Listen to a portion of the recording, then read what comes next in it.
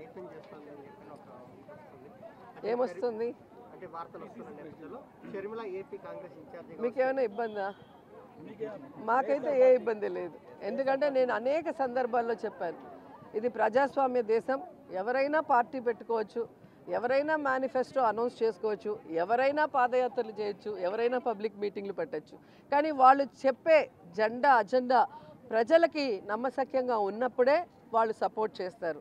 కాబట్టి ఎవరో వస్తారు ఏదో చేస్తారని భయపడే క్యారెక్టర్ జగన్మోహన్ రెడ్డిది కాదు అనేది ఇప్పటికే మీకు అర్థమై ఉంటుంది. స్టార్ క్యాంపెయినింగ్ వస్తే మొత్తం కూడా విమర్శల దాడి అంతా కూడా అధికార పార్టీ మీదే ఉంటుంది. దాని ఎలా ఈరోజు ఏం కొత్త కాదండి. ఎక్కడైనా అధికార పార్టీ విమర్శలు ఎదుర్కోవటం ఈ దేశంలో మనం చూసాం. కానీ జగనన్న అపోజిషన్లో ఉన్నప్పుడు కూడా అధికార పార్టీని తిట్టకుండా జగన్ గారినే తిట్టిన దాఖలాలు మనం కళ్ళారా చూసాం. సో జగన్ గారిని చూసి కడుపు మంటతో ఎంతోమంది ఎన్నో మాట్లాడతారు. రజనీకాంత్ డైలాగ్ ఉంటుంది కదా, ఏం డైలాగ్ చెప్పాను కదా నగీర్లో. కాదు దానికి ఏంటి చెప్పు. విమర్శించని నోరు ఉండదు, మొరగని కుక్క ఉండదు, మన పని మనం చేసుకుంటూ వెళ్ళిపోవాలి. అర్థమైందా రాజా అని జగన్ గారు అదే చేస్తారు. ఎవరు ఏం విమర్శించుకున్నా తాను చెప్పిన వాగ్దానాన్ని, తాను ఇచ్చిన మాటని నెరవేర్చుకుంటూ సైలెంట్గా ఆయన పని ఆయన చేసుకోబోతున్నారు. ప్రజలు గమనిస్తున్నారు. కాబట్టి ఈరోజు 2019 నుంచి ఈ రోజు వరకు ఏ ఎన్నికలు వచ్చినా కూడా వార్ వన్ సైడ్ అన్నట్టుగా జగనన్నకే సపోర్టివ్గా ఉన్నారు అంటే అర్థం అదే. సో వాడెవడో తిట్టాడని మనం తిడితే ఏముంటుంది. నేను తెలంగాణలో నించుంటే అని చెప్పి అన్నిసార్లు చెప్పుంటాడు పవన్ కళ్యాణ్. నించుంటే కదా తెలిసేది. ఆంధ్రాలో నించుంటే 2 చోట్ల ఓడిచ్చారు.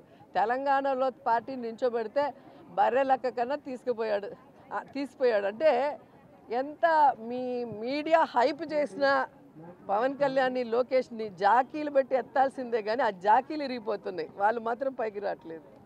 అంటే అధికార పార్టీలో సంబంధించి సీటు రానటువంటి ఎమ్మెల్యేలందరూ కూడా కాంగ్రెస్ పార్టీకి టచ్లో ఉన్నారని ఆ అధ్యక్షుడు కూడా చెప్పారు. అదే సునకానందం, పచ్చ ఛానళ్ళ సునకానందం. ఇప్పటి వరకు 170 చోట్ల అనౌన్స్ చేయలేకపోయారు. సో ఎక్కడైనా ఎవరైనా కొట్టాడుకొని బయటకు వస్తే వాడికి సీట్ ఇద్దామా అనే ఆలోచన. సో అలా ఎవడొచ్చినా కూడా వాడి ఓడిపోవడం తప్ప ఇంకోటి కాదు. ఎందుకంటే గతంలో కూడా మీరు చూశారు, జగనన్న అజెండాతో గెలిచిన 23 మంది డబ్బు కోసం, పదవుల కోసం తెలుగుదేశం పార్టీకి వెళితే 2019 ఎన్నికల్లో ప్రజలు వాళ్ళని చిత్తుగా ఓడించారు. కాబట్టి ప్రజలు గమనిస్తున్నారు. ఇక్కడి నుంచి పోయేవాడికి రాజకీయంగా సూసైడ్ చేసుకున్నట్టే తప్ప మరొకటి కాదు. ఎప్పుడు కూడా ప్రజలకి మంచి చేసేవాడు, ఇచ్చిన మాట మీద నిలబడే నాయకుడినే ప్రజలందరూ కూడా ఆశీర్వదిస్తారు, ఇష్టపడతారు. అలాంటి జగనన్నతో ఉంటే ఒక ఎమ్మెల్యే ఎంపీయే కాదు కదండి, ఎమ్మెల్సీలు ఉన్నాయి, కార్పొరేషన్ చైర్ ఉన్నాయి. ఎవరికి ఏం సరిపోతుంది, ఏ టైంలో ఎవరికి ఏం ఇవ్వాలో జగనన్నకు తెలుసు. ఫస్ట్ టైం నాకు కూడా జిల్లాలో మరి సమీకరణ వల్ల మినిస్టర్ ఇవ్వలేనప్పుడు ఏపీఐసి చైర్పర్సన్ ఇచ్చారు. సో జగన్ గారికి తెలుసు ఎవరితో ఎలా ప్రజలకి సర్వీస్ చేయించాలి అని. అంతేగాని పదవులే పరమావధిగా పార్టీలు మారేవాడికి ఎప్పటికీ కూడా రాజకీయంగా భవిష్యత్తు ఉండదు. Thank you.